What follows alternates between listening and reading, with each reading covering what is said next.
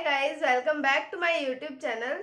हमने शुरू किया था कल राजस्थान में किसान आंदोलनों के बारे में, जिसमें हमने भूमि के प्रकार पढ़े थे, पट्टेदार भूमि और खालसा भूमि। फिर हमने पढ़े थे कि लाग बाग लिए जाते थे किसानों से, तो हमने लाग बाग के कुछ प्रकारों के बारे में पढ़ा था और बिजौलिया किसान आंदोलन के बारे में शुरुआत की थी हमने। तो आज हम बिजौलिया किसान आंदोलन को आगे बढ़ाते हैं और उसके बारे में चर्चा करते हैं। तो चलिए शुरू करते हैं।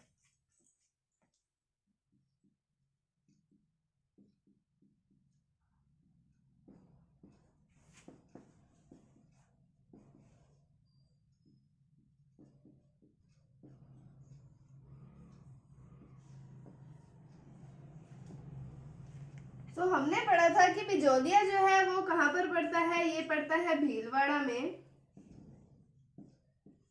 ए श्रेणी का क्षेत्र था बिजौलिया, जो हमने पढ़ा था भीलवाड़ा में पड़ता है।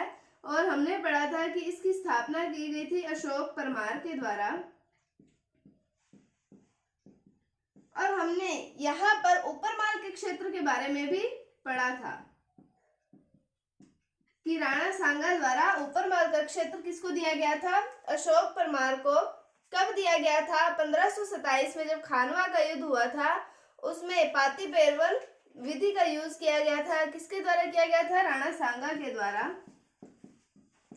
जिसमें उनका साथ दिया गया था अशोक परमार ने इनका साथ दिया था। किनका दिया था? राणा सांगा का।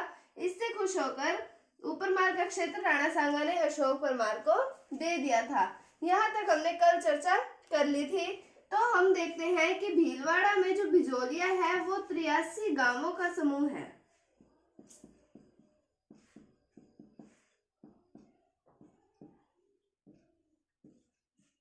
त्रियासी गांवों का समूह था। क्या था? बिजौलिया। कहाँ पर है? भीलवाड़ा में। यहाँ पर किसानों से 84 प्रकार के लाग बाग लिए जाते थे। 84 प्रकार के लाग बाग वसूल किए जाते थे।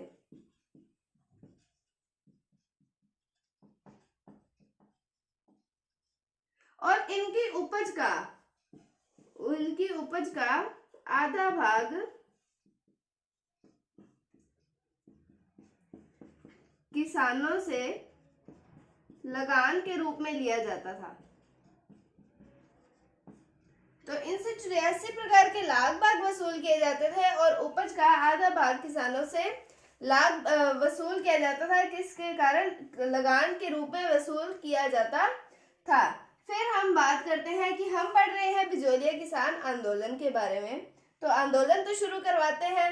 हमने पहले इनके मूल को पढ़ लिया कि भीलवाड़ा में है, अशोक परमार द्वारा स्थापना हुई। ऊपरमाल के क्षेत्र के बारे में पढ़ा। बिजौलिया 83 गांवों का समूह था और 84 प्रकार के लाग बाग वसूल किए जाते थे और उपज का आधा भाग किसानों से लगान के रूप में लिया जाता था। अब हम शुरुआत करते हैं बिजौलिया किसान आंदोलन की।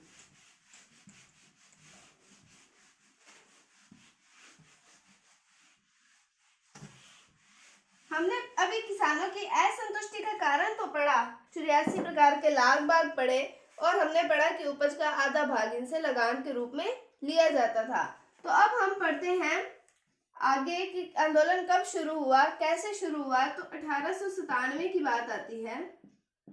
1897 में ये आंदोलन शुरू हुआ था। अब 1897 में क्या हुआ था कि गिरधारीपुरा नामक गांव में किसी की मृत्यु भोज पे गांव के किसान जो थे वो सम्मिलित हुए थे। कहाँ सम्मिलित हुए थे? गिरधारीपुरा गांव में। कब सम्मिलित हुए थे? किसी के मृत्यु भोज पर। और उस समय बिजौलिया में ठिकानेदार कौन था? तो हमें ठिकानेदार का नाम भी पता होना चाहिए। तो उनका नाम आता है कृष्ण सिंह, या इनका कहीं कहीं नाम आता है किशन सिंह। तो बिजौलिया में ठिकानेदार है कृष्ण सिंह। इनके द्वारा इनसे लगान वसूल किया जाता था। किनसे? किसानों से। तो ये किसी के मृत्यु भोज पर हुए, एकत्रित हुए और यहाँ पर इन्होंने मेवाड़ के महाराणा से शिकायत करने का सोचा कि हम मेवाड़ के महाराणा से शिकायत करते हैं किसकी, हमारे ठिकानेदार की। तो मेवाड़ के महाराणा उस समय कौन थे, मेवाड़ महाराणा। ये मैंने आपको जब मेवाड़ पढ़ाया था तब मैंने उसमें बताया था, तो मेवाड़ महाराणा थे फतेह सिंह। तो अब ये फतेह सिंह से शिकायत करने के बारे में सोचते हैं। यहाँ तक तो ये स्टोरी बनती है कि 1897 की बात आती है। गिरधारीपुरा नामक गांव में किसान किसी की मृत्यु भोज पर एकत्रित होते हैं और वहां पर अपने ठिकानेदार कृष्ण सिंह के विरुद्ध मेवाड़ महाराणा फतेह सिंह से शिकायत करने का वो विचार करते हैं। अब वो शिकायत करने के लिए ये दो व्यक्तियों को नियुक्त करते हैं। दो व्यक्तियों को कहते हैं कि आप दोनों जाइए और मेवाड़ महाराणा से शिकायत कीजिए। अब उन दो व्यक्तियों का नाम क्या आता है, तो उनका नाम आता है ठाकर जी व नान जी। इन दो व्यक्तियों को कहते हैं कि आप जाइए और मेवाड़ महाराणा से हमारे ठिकानेदार की शिकायत कीजिए। तो हमें इन दोनों के नाम पता होने चाहिए कि किन दो व्यक्तियों को कहा गया था मेवाड़ महाराणा के पास शिकायत करने के लिए। तो वो थे ठाकर जी और नान जी। तो उम्मीद है आपको ये थोड़ी बहुत स्टोरी तो समझ आई होगी। यहाँ से ही शुरुआत होती है आगे बिजोलिया में किसान आंदोलन की। तो हमसे पूछा जाए बिजोलिया किसान आंदोलन की शुरुआत कब हुई थी, तो वो हुई थी 1897 ईस्वी में।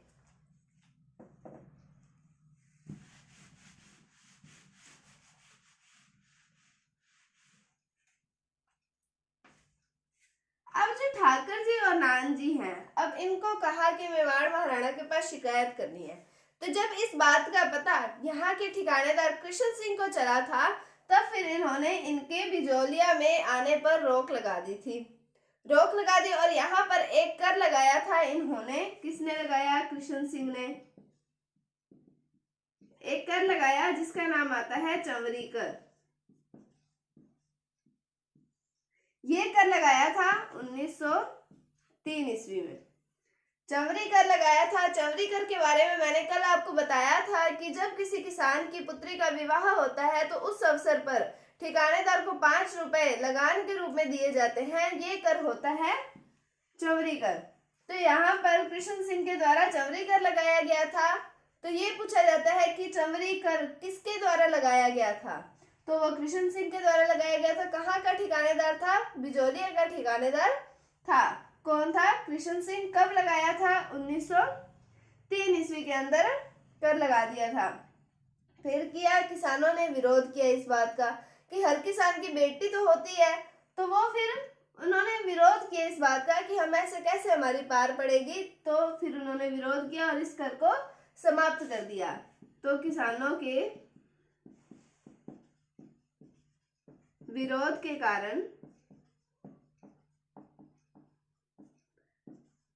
कर को समाप्त किया गया।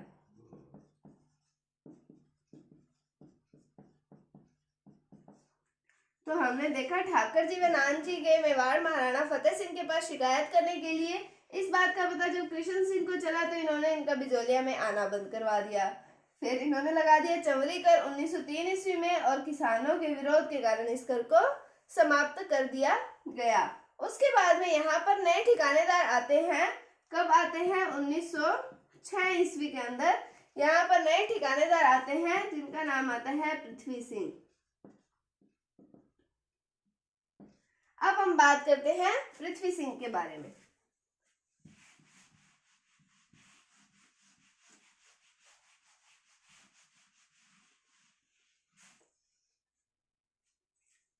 तो पृथ्वी सिंह जब आए, जब मैंने आपको बताया था तलवार बंधाई कर के बारे में, तो मैंने आपको ये बताया था कि ठिकानेदार, जब कोई नया ठिकानेदार गद्दी पर बैठता है तो उसके गद्दी पर बैठने के अवसर पर भी किसानों द्वारा कर लिया जाता था। तो ये था तलवार बंधाई कर। और ये कर की शुरुआत किसने की थी, ये की थी पृथ्वी सिंह ने। तो जब पृथ्वी सिंह गद्दी पर बैठे थे तब इन्होंने तलवार बंधाई कर की शुरुआत की थी। तो इनको तलवार बंधाई कर लिया था इन्होंने किसानों से। तो इसके कारण भी आक्रोश उत्पन्न था किसानों में, इसका भी विरोध किया गया था, लेकिन ये नहीं हटा विरोध करने के बावजूद भी। तो 1906 में नए ठिकानेदार आए, पृथ्वी सिंह, इनके द्वारा लगाया गया तलवार बंधाई कर।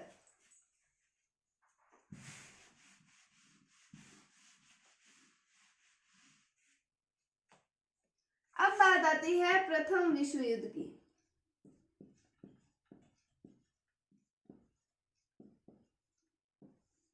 तो प्रथम विश्व युद्ध के समय ब्रिटेन की सहायता के लिए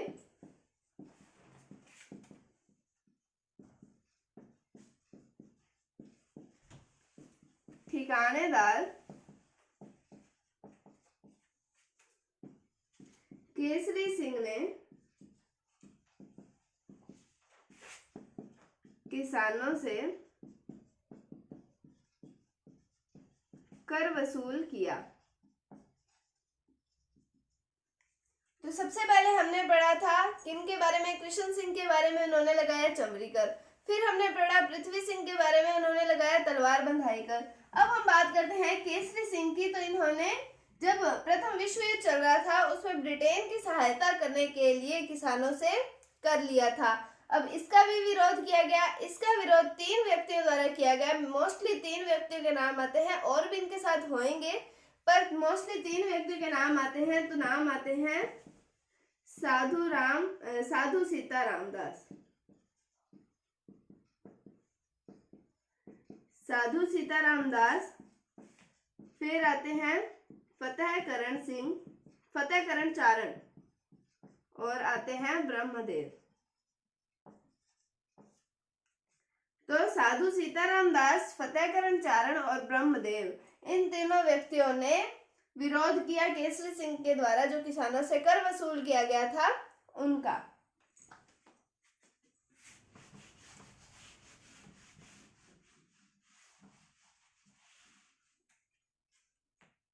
अब जो साधु सीताराम दास आते हैं, इनके द्वारा अपने सहयोगियों के साथ मिलकर एक मंडल की स्थापना की गई थी जिसका नाम आता है मित्र मंडल। और इस मित्र मंडल की स्थापना का उद्देश्य यही था कि ये किसानों में जागृति उत्पन्न कर सकें। तो किसके द्वारा की गई थी मित्र मंडल की स्थापना? ये की गई थी साधु सीताराम दास के द्वारा मित्र मंडल की स्थापना की गई थी। इसका उद्देश्य क्या था? किसानों में जागृति उत्पन्न करना।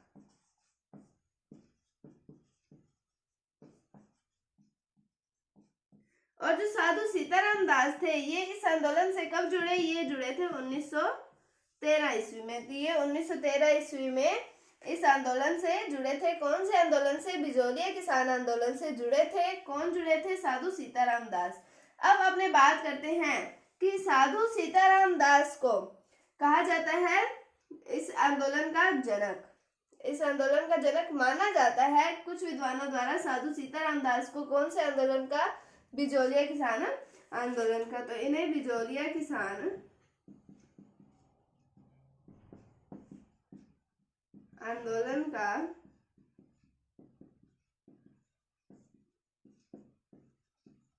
जनक माना जाता है। तो साधु सीताराम दास, और हमने पढ़ा था फतेहकरण चारण और ब्रह्मदेव के बारे में पढ़ा था कि इन तीनों ने जो केसरी सिंह द्वारा किसानों से कर लिया गया था उसका विरोध किया। फिर साधु सीताराम दास ने मित्र मंडल की स्थापना की, क्योंकि उद्देश्य क्या था? किसानों में जागृति उत्पन्न करना। और ये इस आंदोलन से, बिजोलिया किसान आंदोलन से कब जुड़े? 1913 ईस्वी में। और इन्हें बिजोलिया किसान आंदोलन का जनक माना जाता है। अब साधु सीताराम दास के कहने पर बिजोलिया किसान आंदोलन के साथ में 1916 ईस्वी की बात आती है, जोड़ा गया किसको? विजय सिंह पथिक को।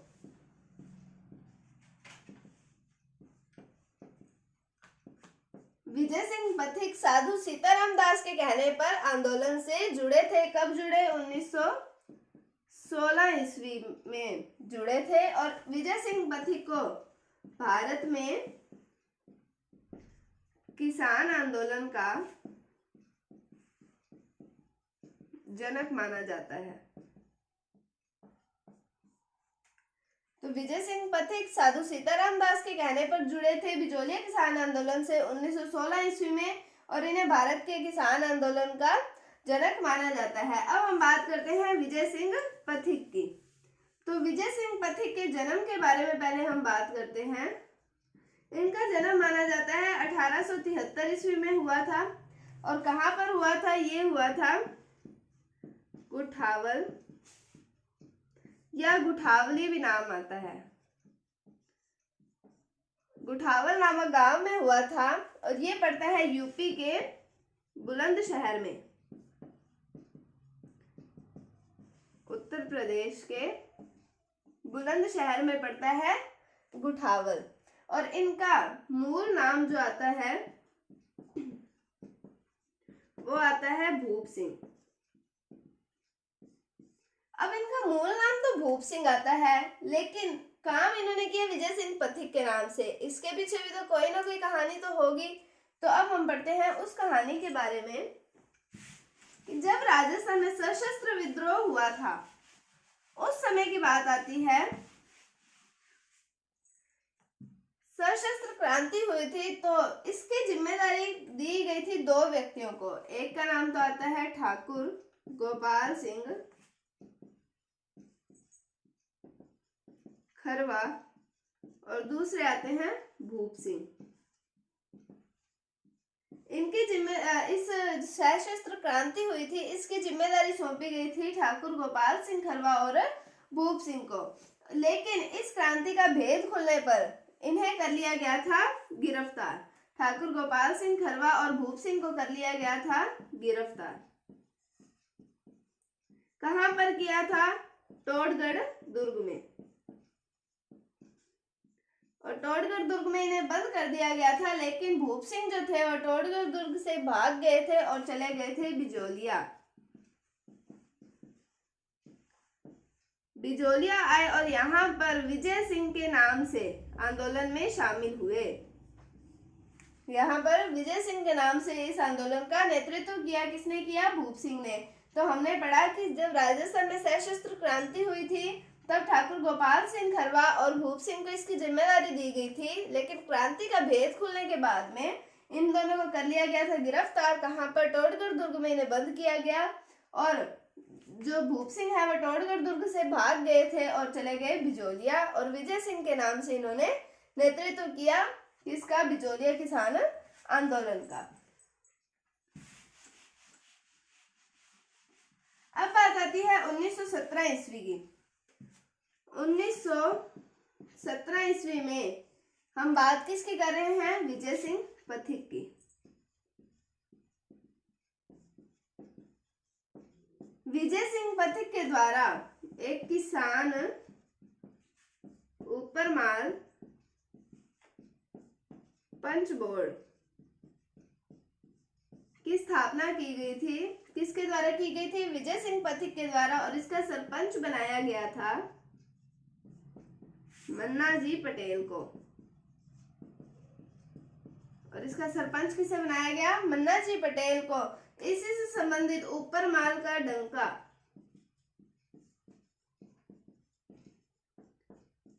ऊपरमाल का डंका नामक अखबार भी प्रकाशित की गई थी विजय सिंह पथिक के द्वारा।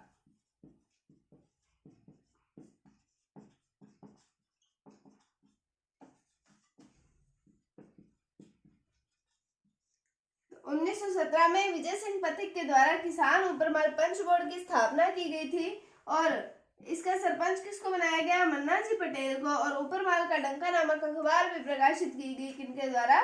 विजय सिंह पथिक के द्वारा। ये था बिजोलिया किसान आंदोलन के बारे में। अभी बिजोलिया किसान आंदोलन खत्म नहीं हुआ है, ये आंदोलन थोड़ा लंबा चलता है। और बाकी जो हम आगे आंदोलनों के बारे में पढ़ेंगे वो इतने लंबे नहीं है, वो थोड़े शॉर्ट में ही हैं। लेकिन ये बिजोलिया किसान आंदोलन मेन आंदोलन आता है, इसलिए इसके बारे में विस्तार से वर्णन कर रहे हैं हम।